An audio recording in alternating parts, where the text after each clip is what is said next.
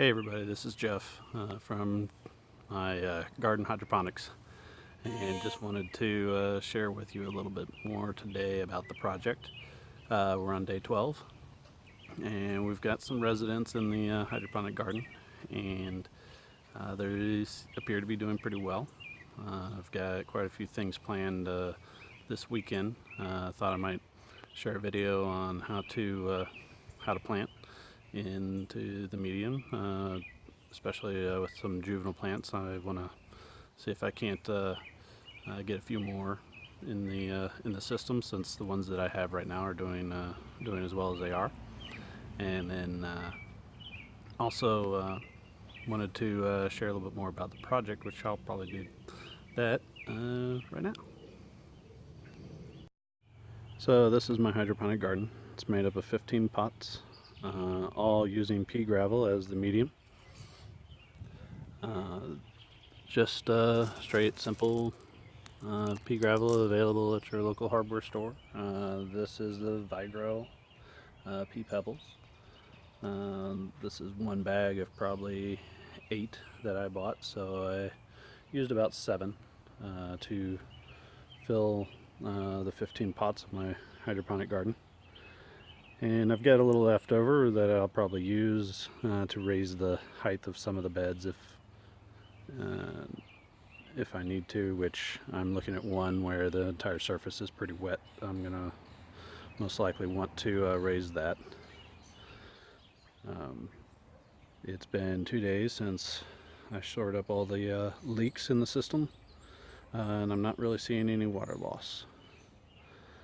Today I wanted to share with you some more detailed information about the hydroponic garden, but I also wanted to reveal my secret to my project. Should be pretty interesting. Let's talk real quick about why I built it. Basically, I wanted to prove to myself that you could create a hydroponic garden in your backyard with just the basic information, basic available materials from your local hardware store. And this is it. The pots, Home Depot. The risers and structure holding it, Home Depot. Piping from Home Depot. Pea pebbles from Home Depot. Even the juvenile plants that are in here right now, I got the other day on one of my mini trips to Home Depot. The 20-gallon cistern in the back, Sterilite tub, I might have gotten that from Walmart. Why not name drop another company in there? So up here at the top is my head lettuce. The head lettuce, sorry guys, but I call this my control group. Head lettuce is really good about telling you if there's something wrong in the system. If they weren't getting water right now, or if the roots were not getting if they were getting too many nutrients, you would see wilting very quickly out of this group, and just looks like they're doing pretty well. The kale, much stronger, hardier species. You do see some yellowing on the leaves, but that was actually, they were planted with those. Those, whether the leaves were damaged in transit to the Home Depot garden, I don't know, but I tried to pick the healthiest batch of 6 that were there, and of their juvenile plants, and this was it. So, and then kind of going back real quick to the pea gravel. Oh, system's kicking on, so you're going to get to see the system wake up. But speaking of that, I wanted to talk about these little splash necks that I put in here, and all they are is just a little piece of PVC coupling that I've buried in the dirt. And the whole idea is that once the water kicks on here, you'll see it actually drains into that pipe, but it reduces the splash. And you can kind of see here where my splash zone is when I have the neck in place versus a much larger splash zone in one that does not. So I'll probably go out today and get a couple more couplings to kind of fill that space. My newest little residence, lots of activity on these little cherry tomato plants. Getting quite a few. Nice video there of them as they break through on their little seed pods. They seem to like the system. So one of the reasons I chose pea gravel over like the clay pellets was the weight. I'm outdoors here in Kansas, so we get some winds. We get a lot of storms sometimes in the spring, and I wanted something heavy that would help hold this system down, and I believe the pea gravel is perfect for that. A lot of people want you to sterilize your grow medium. I think if you're indoors or if you're moving indoors, that's extremely important, that you sterilize it and try and control your environment as much as possible. Here outdoors, you've got all kinds of contaminants blowing on the winds that are brought in by rains. You're just not going to get a perfect environment. I think rinsing and washing the medium very well is a good idea, and then adding these little splash guards.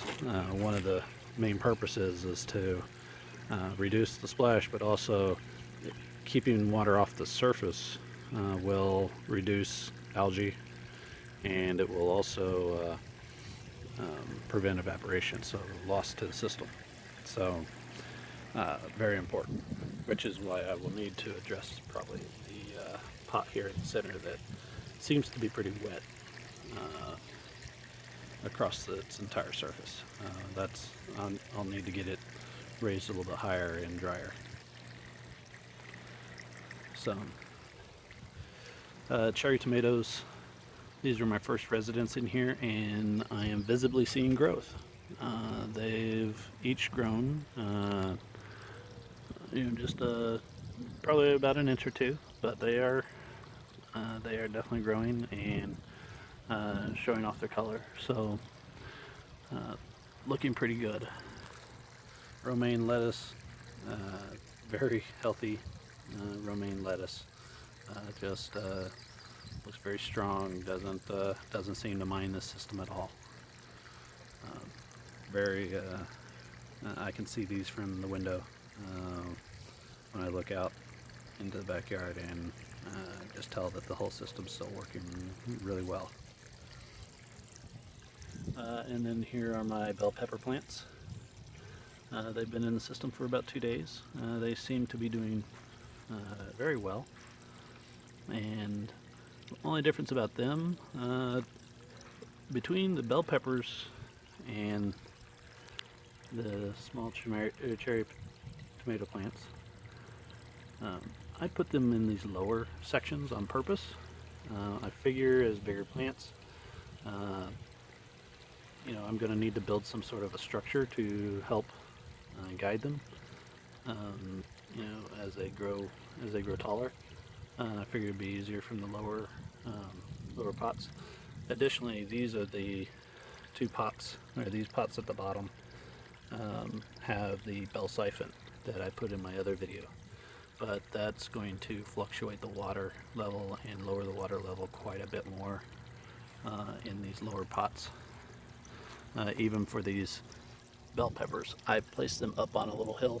You can see here that just to kind of raise them up a little bit so that their roots are not submerged all the time. If they want the water, they're going to grow down into it, and that's a I think that'll be a good way for them to get to it. It's not a, I mean, they're still in the water table when it's at its highest, but they spend a good deal of time outside of the water table, which is probably much better for them. So the big reveal. All of these plants are doing quite well here on day 2, and granted, day 2 is not a very long time to wait. But I think a lot of people have been very interested in what nutrients I'm adding to the system. And I can tell you the whole project is keeping it simple. Let's talk about water quality real quick. A lot of people have difficulty keeping the pH level of their water. I wanted something that was simple, stupid. All my experimenting this past winter, I found that the water that came out of the faucet here in Kansas just happened to be at about the right, appropriate pH level that the system would like. And that by adding a lot of chemicals and things to it is when I altered that pH level. So one of the ways that I plan on maintaining this system is by flushing the water. It's not the conservative method where you just want the same water to, you want to maintain that water throughout the year. I understand, but right now I don't have a water shortage, and I want to keep the system healthy. I think losing the about 35 plus gallons every 2 weeks and replacing it with fresh water is not a bad plan, at least to start. If I find that the pH level at the end of 2 weeks is still very solid, I will probably reconsider that. But I think this first season that I'm looking at here, just every 1 to 2 weeks, I'm going to flush the system. Very simple. Basically all I do is disconnect this tube here and point it that way and turn on the pump. It'll drain the system, it'll drain the extra water down to its lowest level in each of the pots, and once the system's empty, I drop a hose, refill it, and off we go. The other thing I'm going to be doing every 2 weeks, and here it is, folks, the big reveal: nutrients. The simple, stupid nutrient plan is, you guessed it, straightforward. Miracle-Gro, water-soluble, all-purpose plant food. Apply it every 7 to 14 days, which just happens to work out with my water plant. So they don't seem unhappy, not right now. Through the research that I did over the last 2 years, I did a lot of looking at these. I went in, I looked at the contents of a lot of the hydroponic chemicals, and a lot of them spoke specifically about having a different type of nitrogen, not just a urea nitrogen. Also that your phosphates and your potassiums were very important, which is found in that water-soluble potash. And then you've also got to have your micronutrients: manganese, copper, molybdenum, and zinc. It's all here. There's probably quite a few missing, but not what I think is on a level that is going to impact the growth of the plants. So I'm really interested in seeing how this experiment / project works out. But every 2 weeks, basically, I'm going to take their feeder packet refill, which treats up to 50 gallons of water, and I'm going to place it in the new fresh water at the cistern. It's I've got about 2 gallons of water in each one of the 15 pots, so that's 30 gallons, and it's a 20-gallon tub used as a cistern. There's my 50 gallons. So simple, stupid. This whole 5-pound box was $10, and what a great nutrition plan without having to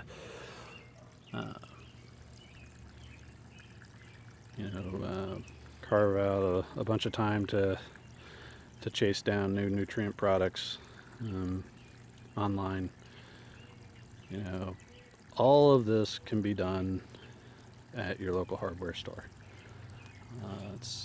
It's in a 5-foot by 6-foot space.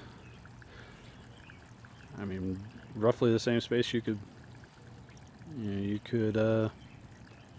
put an outdoor table in. So that's the experiment, and I want to see if we can take some of these simple products, put them all together, create a controlled hydroponic environment that produces. And yeah, you're looking at my guinea pigs right here. If they don't like the plan, they're going to tell me real quick, and I'm still going to videotape it, and I'm still going to share with you what I found. The results are good or bad, but right now they all look really happy.